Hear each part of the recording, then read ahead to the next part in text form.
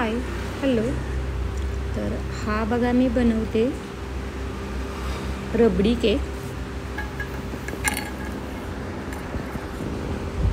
मी finishing करून घेतोय बघा त्याचं. जरासं वॉटर स्प्रेड करून घेतलंय कारण प्लेन होत नव्हता व्यवस्थित, त्यामुळे.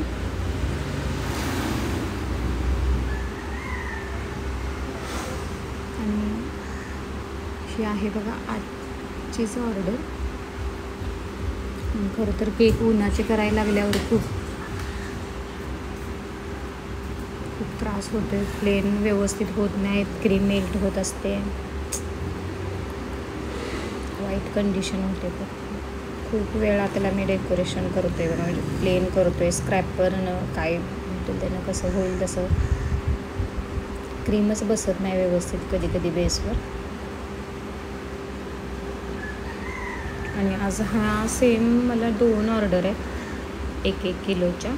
त्यांना व्हॅनिलामध्ये फक्त तुझ्या आवडीनं फ्लेवर बनव असं सांगितले, पण 1 नंबर पाहिजे. तर रबडी केक कसं लहान मुलांना पण आवडू शकतो आहे आणि मोठ्या लोकांना पण आवडू शकतो आहे, त्यामुळे मी रबडी फ्लेवर देतो आहे बघा दोघांना पण.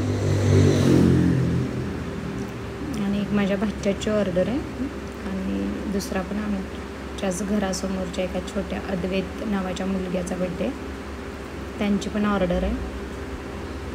आणि त्यांनी खरं तर खूप लेट दोघांनी पण ऑर्डर दिल्या आणि लाईट पण गेलेली. तर मी इन्व्हर्टरवर क्रीम करून घेतली आणि केक थंड करायला ठेवले, कारण संध्याकाळपर्यंत केक थंड व्हायला पाहिजेत म्हणून.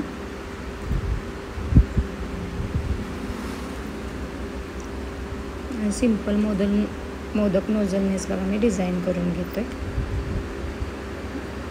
क्रीम मेल्ट व्हायला लागलं अजिबात काही सुचत नाही, तरी डिझाईन तरी अजिबात सुचत नाही.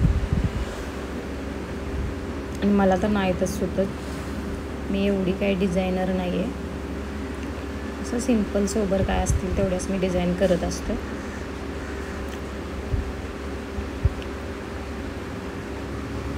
मी फायनल डेकोरेशन केले बघा. चेरी ठेवायची होती बघा त्याच्यावर, चेरीचा डब्बा आणायला गेलो मी.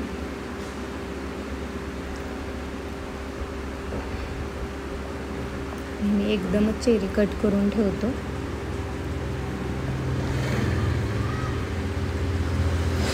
आता संध्याकाळी फक्त पॅक करताना मी त्याच्यावरती फ्लेक्स लावणार आहे, पिस्ता फ्लेक्स आणि बदाम फ्लेक्स.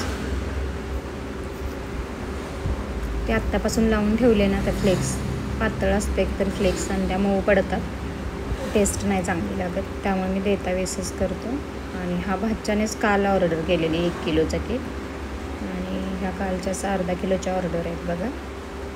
अर्धा किलोचे काही 3, 4, 5, 6 असे केक जातच असतात. थँक्यू.